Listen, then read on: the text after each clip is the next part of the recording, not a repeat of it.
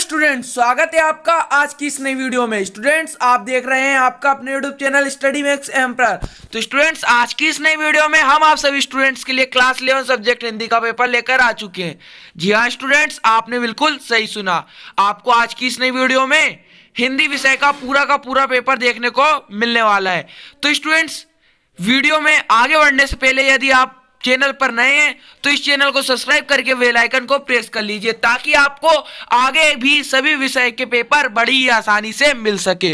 और वीडियो को लाइक करके दोस्तों के साथ शेयर करना ना भूले। तो चलिए पेपर देखते हैं। तो स्टूडेंट्स, आपको अपने स्क्रीन पर पेपर देखने को मिल रहा होगा। इसमें आपको सबसे पहले अपना रोल नंबर फिल करना है और यहाँ पर आपको देखने को मिल रहा है कक्षा 11वीं परीक्षा 2022-23 ये विषय हिंदी का ये पेपर है। आपको टोटल टाइम 3 घंटा मिलेगा। मैक्सिमम मार्क्स 80 मार्क्स का ये पूरा आपका पेपर होगा।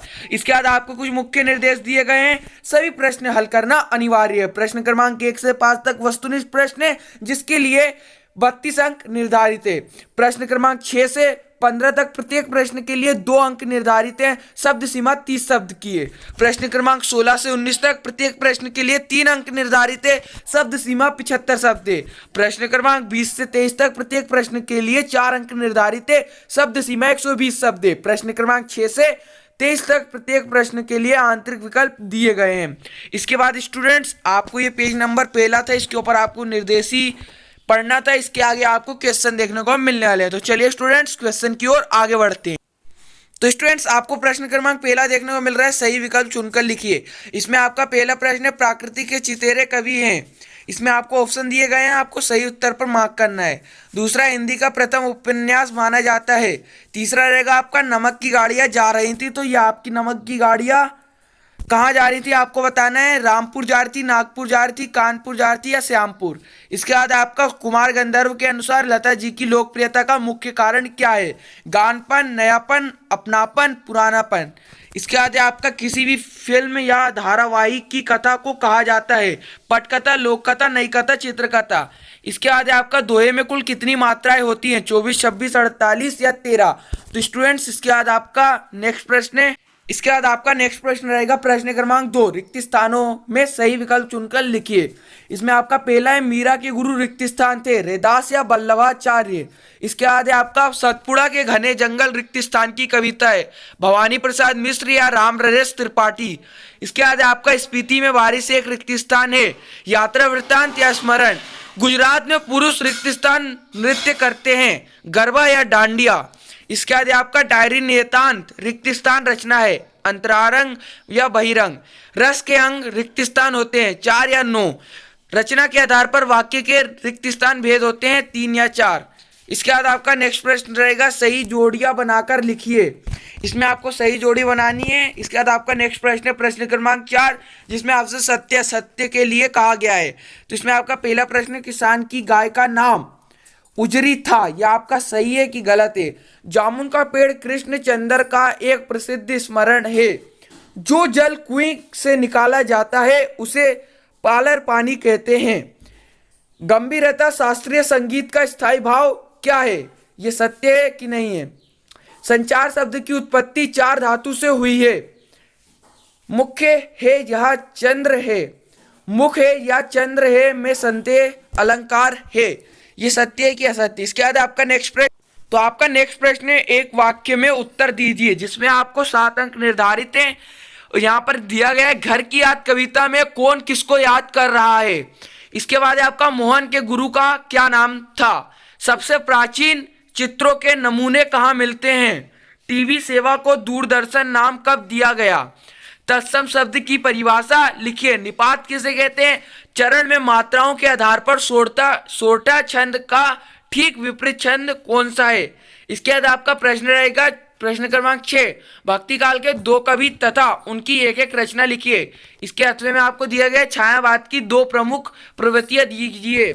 इसके बाद आपका प्रश्न क्रमांक 7, जो कि है आपका 2 अंक की है, और प्रश्न क्रमांक 8, 9, 10 और 11 ये भी आपके 2-2 अंक के हैं। तो इन्हें भी आप अपनी नोटबुक में नोट कर लीजिए, अच्छी तरह से तैयार कीजिएगा। इसके बाद आपका नेक्स्ट प्रश्न है, इसके बाद आपका नेक्स्ट प्रश्न प्रश्न क्रमांक 12 है, संचारी भाव किसे कहते हैं या व्यंजना शब्दी को उदाहरण द्वारा स्पष्ट कीजिए।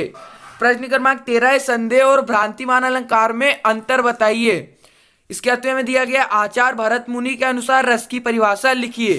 प्रश्न क्रमांक 14, 15 तक आपका 2-2 अंकीय प्रश्न, लोकोक्ति और मुहावरे में आपको अंतर बताना है। प्रश्न क्रमांक 16वें में आपको कबीर अथवा मीरा का साहित्य परिचय निम्नलिखित बिंदुओं के आधार पर लिखना है, जो है 2 रचनाएं, भावपक्ष, कलापक्ष, साहित्य में स्थान। आपको प्रश्न क्रमांक 17 में भी इसी प्रकार से कृष्ण सोबती अथवा मन्नू भंडारी का साहित्य परिचय बताना है। प्रश्न क्रमांक में 8वें में है आपका निम्नलिखित सूक्ति वाक्य का भाव पलंबन कीजिए। परिहित सरिस धर्म नहीं भाई, इसको आपको विस्तार में बताना है।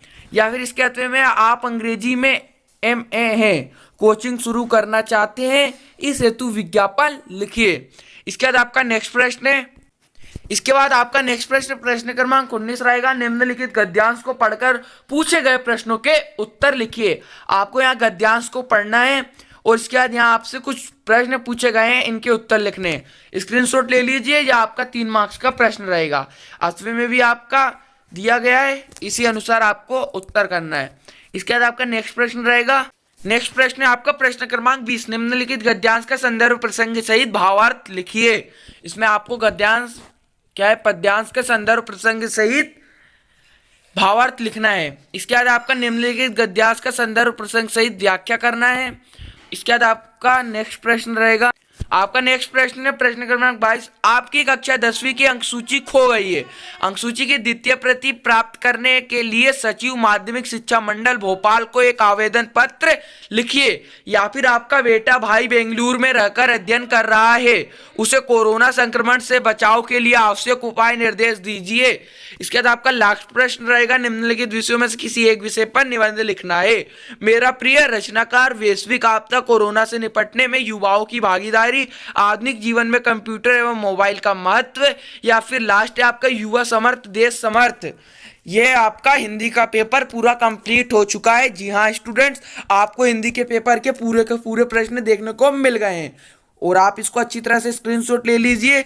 और इस वीडियो में आपको केवल क्वेश्चन देखने को मिले। यदि आपको इन सभी क्वेश्चनों के आंसर चाहिए तो आप हमें कमेंट में बताइए और इस वीडियो को अपने दोस्तों के साथ ज़्यादा से ज़्यादा शेयर कर दीजिए। मिलते हैं नेक्स्ट वीडियो में, तब तक के लिए जय हिंद, वंदे मातरम।